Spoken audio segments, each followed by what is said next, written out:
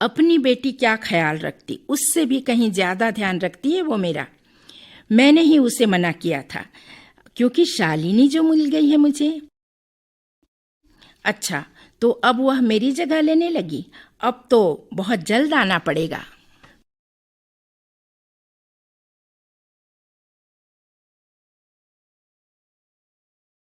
मैं गांव पहुंच चुका था और गांव के दर्शन करते करते पैदल ही बस स्टैंड से अपने घर पहुंच गया।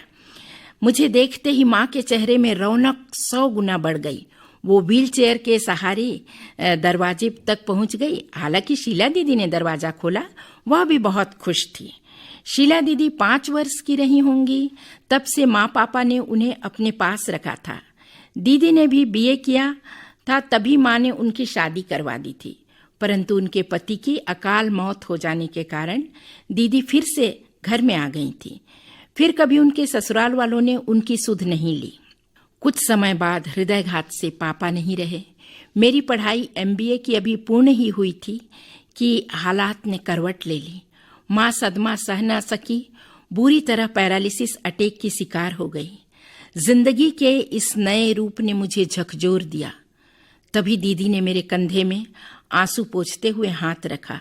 तुम अपनी मंजिल तय करो, माँ के साथ मैं हूं ना। तब से दीदी घर के हर काम स्वयं करती है और माँ का ख्याल भी रखती है, और मैं निश्चिंत होकर शहर में जॉब ढूंढकर एक बड़ी कंपनी में सीनियर मैनेजर की नौकरी पाली है। माँ की तबीयत और आर्थिक लड़ाई के बीच वक्त पंख लगाए उड़ता जा रहा है, इसलिए माँ मेरी शादी को लेकर बहुत चिंतित है। सुबह के 9 बज चुके थे। बड़ी ललक से दरवाजे पर दस्तक के साथ किसी ने आवाज दी, आंटी। मुझे कुछ हल्का सा एहसास हुआ, कहीं ये। मैंने शंका से घर में रहकर दरवाजा खोला। मेरी आंखें फटी रह गईं। मुंह से अनायास ही निकल पड़ा, क्या तुम ही माँ से रोज मिलने आती हो? पर आज के बाद फिर कभी ना मिलना। ऐसा सुनते ही वह नजरें झुकाए बिना कुछ कहे वापस चली गई। पर उसके माथे में एक प्रश्न चिन्ह अवश्य था, पर उसने कुछ कहा नहीं। उसके लौटते ही मुझे एक दर्द या कहूँ मन में बेचैनी कुछ बढ़ सी गई। मैं खामोश सा दरवाजे को टिकाते हुए पीछे मुड़ा। पीछे माँ व्हील चेयर में मुस्कुराते हुए पूछने लगी, कौन थी बेटा? शालिनी थी ना? मैं कुछ जवाब न दे सका। माँ कहती चली गई, मैं उसकी आवाज खूब पहचानती हूँ, कितना अपनापन है। कुछ ही दिनों में दिल में राज करने लगी है वह। मुझे बुला दिया होता, दीदी भी तो थी, उसे अंदर आने को कहा होता। यदि नहीं पहचानता था तो माँ ने कुछ कड़े लफ्जों से मुझसे कहा, नहीं माँ, वो कोई और थी। और थी?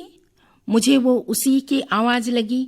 आज मुझे समझ में आ गया था कि वास्तव में वह माँ के दिल में राज करने लगी है। मैं और दीदी उसके बाद ही हैं। माँ दिन भर उसे याद करती रही और मुझसे बार बार यही कहती कि तुमने उसे मुझसे मिलने नहीं दिया। वो वही थी। वो उसी समय स्कूल शुरू होने के पहले मुझसे मिलने आती थी। फिर आज क्या हुआ? माँ धीरे धीरे उदास होने लगी। मैं उनसे नजरें भी न मिला सका। पूरा घर खामोशी में तब्दील हो गया। हे भगवान, आपने ये कैसी दुविधा में डाल दिया?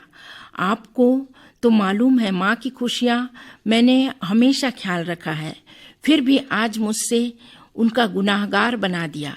ये सोचते सोचते मैं सोफे पर सिर टिकाकर बैठ गया। कैसे बताऊं माँ आपको? अनायास ही मैं पुराने ख्यालों में खो गया। जब हम बीई मैकेनिकल प्रथम वर्ष में थे, शालिनी हमारे क्लास की एकमात्र छात्रा थी। आते ही सबसे ऐसे मिली जैसे सबको बहुत पहले से जानती हो। पहली नजर में काफी खूबसूरत और मिलनसार लग रही थी। मुझे याद है, क्लास शुरू होने के 5 दिन बाद उसने क्लास ज्वाइन किया था।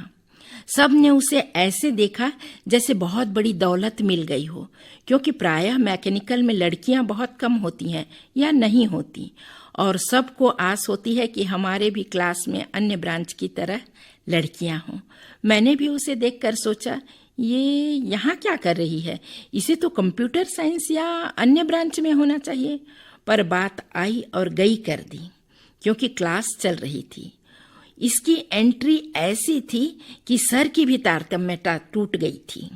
इसने इन सब को भांप लिया था। बस उसी दिन से अपनी चंचलता के जाल बुनने लगी। पढ़ाई में तो इसका बहुत कम मन लगता था, बाकी सब में प्रवीण थी। क्लास के बाद व्यक्तिगत रूप से सर लोगों से नोट्स लेना, अलग से कुछ डाउट पूछना, क्लासमेट से नोट्स लेना, उनके साथ समय व्यतीत करना, सबसे हंसी ठिठोली करना उसकी आदत थी। पर रिजल्ट के दिन रिवैल्यूएशन की बात अवश्य करती थी, क्योंकि प्रायः इसके बैक आते ही रहते थे। हम 5th सेमेस्टर में रहे होंगे कि अचानक इतनी चुलबुली लड़की कुछ उदास सी रहने लगी। उससे सारे क्लासमेट अब दूरी बनाकर रहने लगे। अब टीचर्स भी उतना भाव उसे नहीं देते थे। उसकी ऐसी स्थिति कहीं न कहीं मेरा ध्यान आकर्षित करती थी। फिर भी मैं अपने आप को समझाता था कि हो सकता है किसी से इसकी न बनी हो या घर में कोई सख्त हिदायत मिली हो इसे। इससे आगे और कुछ न सोच सके हम, क्योंकि सेमेस्टर परीक्षा सर पर थी। सभी अपनी पढ़ाई में व्यस्त थे। ऐसे में एक दिन दोपहर के लगभग 3 बजे होंगे कि अचानक बहुत से स्टाफ अपनी दुपहिया या फिर कोई पैदल गर्ल्स हॉस्टल की ओर भागने लगे। मैं भी उसी ओर भागा।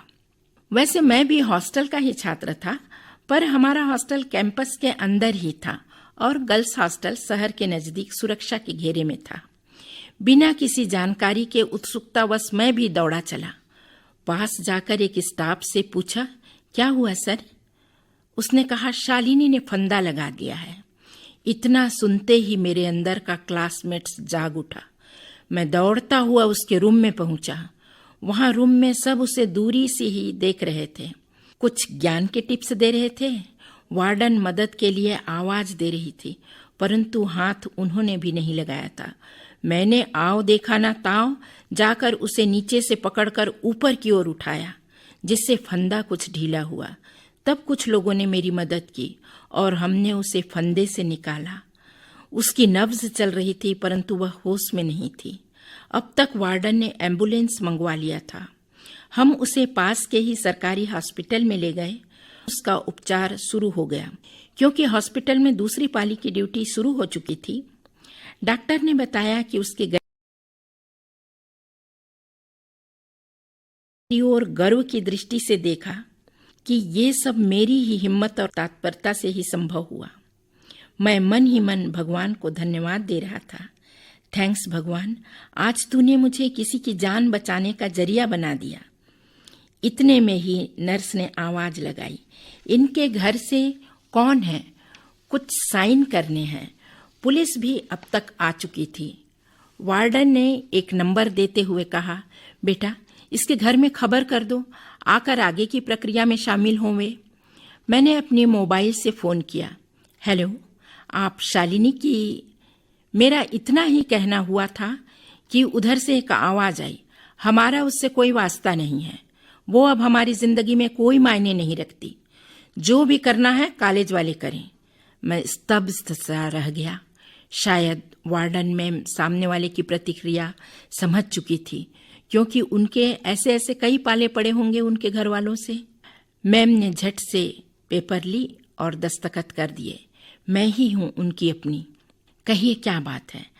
नर्स ने कहा, शालिनी मां बनने वाली थी, पर उसने बच्चे को पहले ही कुछ दवा से नुकसान पहुंचाकर खुद को हर्ट किया है। मैम ने सिर में हाथ रखकर बैठ गई और उसी क्षण मुझे शालिनी से नफरत सी हो गई और मैं वहां से चला गया। मैम ने उसकी सारी जिम्मेदारी उठाई। मैं समय समय पर उनकी खोज खबर लेता रहा। ग्रेजुएट होते ही मैं MBA के लिए बॉम्बे आ गया।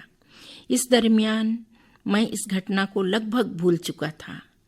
एक बार मैम ने मुझे मैसेज कर बताया था कि इस वर्ष शालिनी ने BE कंप्लीट कर लिया है और अपनी जिंदगी की लड़ाई खुद लड़ने की बात कहकर यहाँ से चली गई। मैंने सोचा चलो सद्बुद्धि तो आई। आज फिर वो मेरे सामने है, फिर वही कसमकस मेरे सामने है।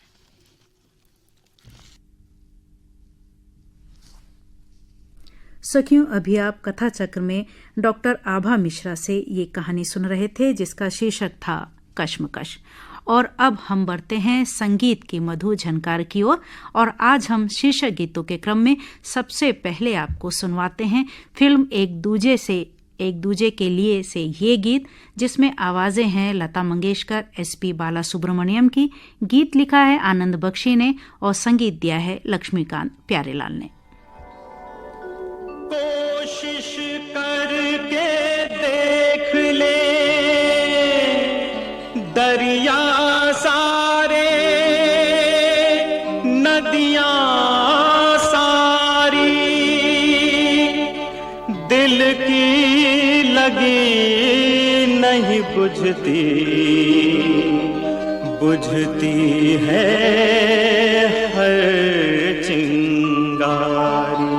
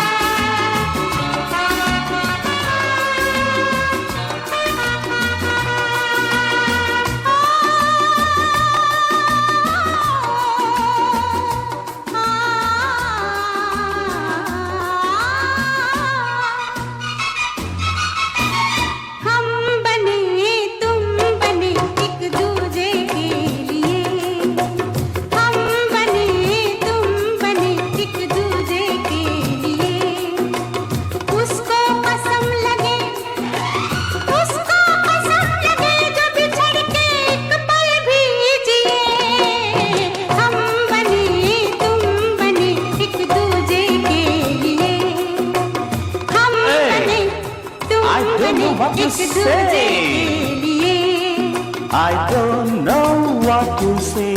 I don't know what you say. I don't know what you say. I don't know what you say.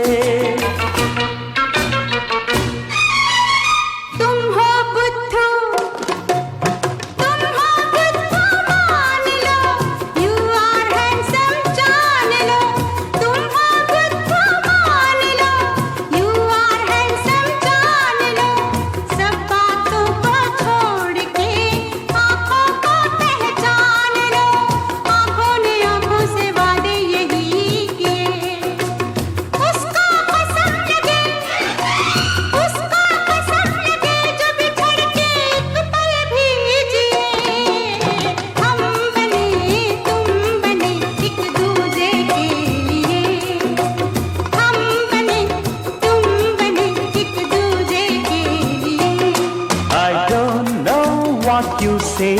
I don't know what you say. I don't know what you say.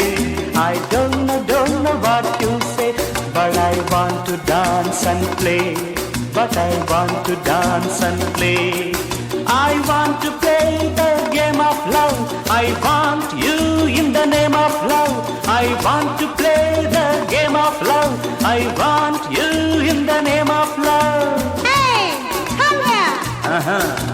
Not here, there, up in the sky. Come with me, I want to fly. Don't stop, let the whole world know. Don't stop, let the whole world know. Come fast, don't be slow. Love is fire, life is slow. इश्क का जोर नहीं, इश्क का जोर नहीं, गालिब ने कहा है इसीलिए उसको कसम लगे,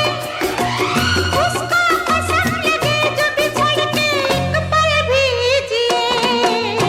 हम बने तुम बने एक दूजे के लिए। I don't know what you say.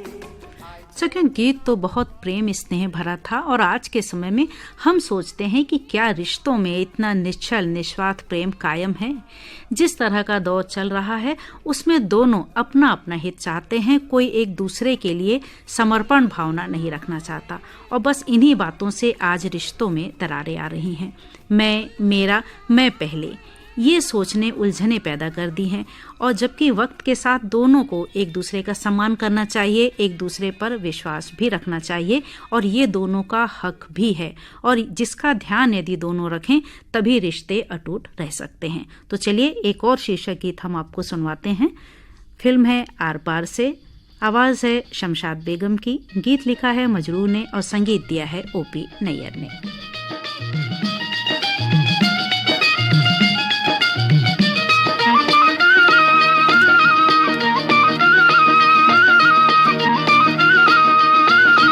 कभी यार कभी पार लगाती रे नजर, कभी यार कभी पार लगाती रे नजर। सैया घोयल की अरे तूने मोरा जिगर, कभी यार कभी पार लगाती रे नजर, कभी यार कभी पार लगाती रे नजर। सैया घोयल की अरे तूने मोरा जिगर।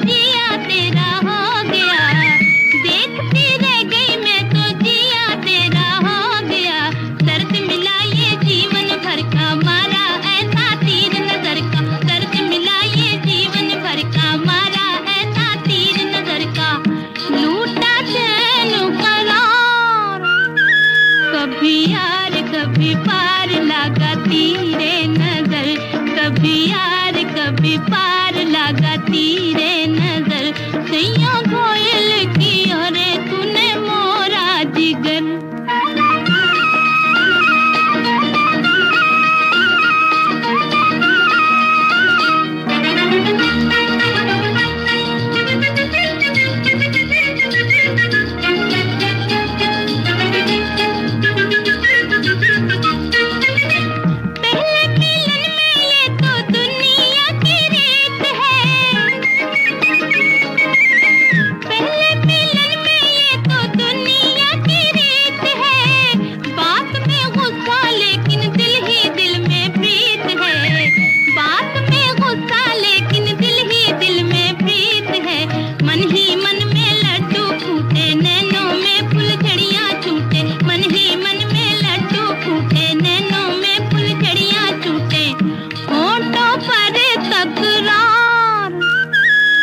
कभी यार कभी पार लगाती रे नजर, कभी यार कभी पार लगाती। सखियों, जब हम घर से बाहर निकलकर नौकरी या व्यवसाय कर रहे होते हैं तो हमें हर तरह से सतर्क चौकन्ना रहने की जरूरत है।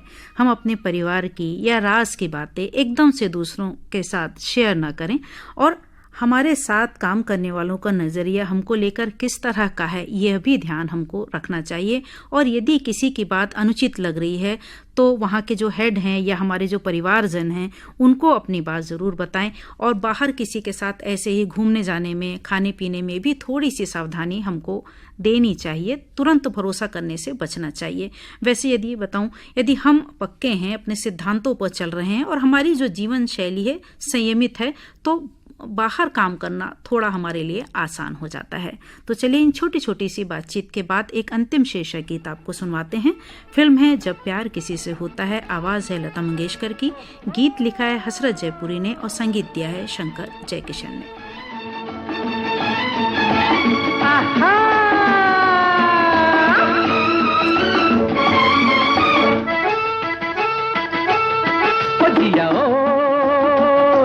जिया कुछ बोल दो, अरे ओ दिल का पर्दा खोल दो। ओ जिया जिया कुछ बोल दो, अरे ओ दिल का पर्दा खोल दो। जब प्यार किसी से होता है तो दर्द सा दिल में होता है।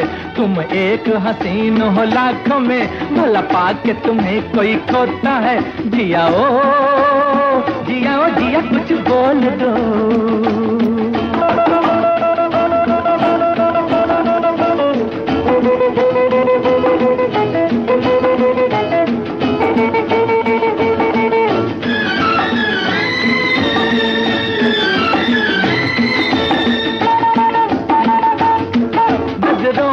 जितने तीर चले हो चलने तो जिगर पर झेलेंगे। इन प्यार की उजली राहों पर हम जान की बाजी खेलेंगे। इन दो नैनों के सागर में कोई दिल की नैया डुबोता है। जिया जिया कुछ बोल दो, अरे ओ दिल का पर्दा खोल दो। जब प्यार किसी से होता है तो दर्द सा दिल में होता है। तुम एक हसीन हो लाखों में, भला पाके तुम्हें कोई खोता है। जिया जिया कुछ बोल दो।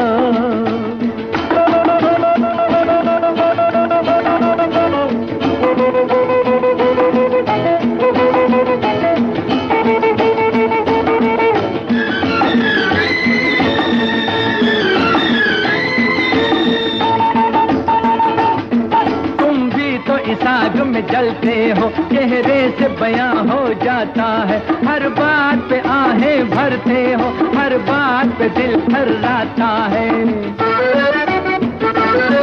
जब दिल पे छुरियां चलती है, कब चैन से कोई सोता है। जिया जिया कुछ बोल दो।